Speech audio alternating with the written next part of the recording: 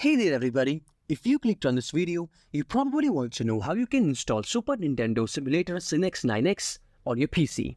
Well, look no further because that's exactly what I'm going to show you today.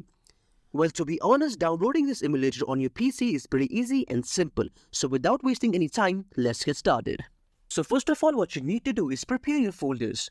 Make sure you have an arcade folder with subfolders for emulators, LaunchBox and ROMs to store your games.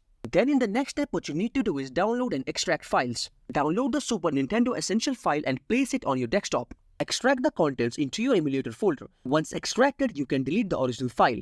Now what you need to do is set up the emulator. For that, what you need to do is open the emulator by going to the emulators folder, then the SNES 9X folder, and then click on SNES 9X x64.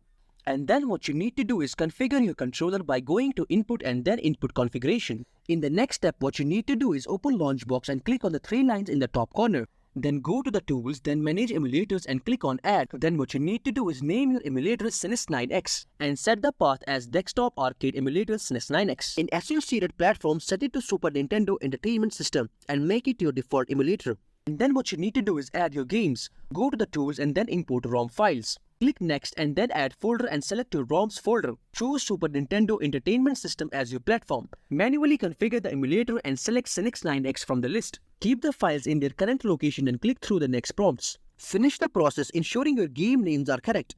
And then in the next and final step, what you need to do is test your games. And that's pretty much it. I hope this video helps you. Thank you for watching. See you in the next one.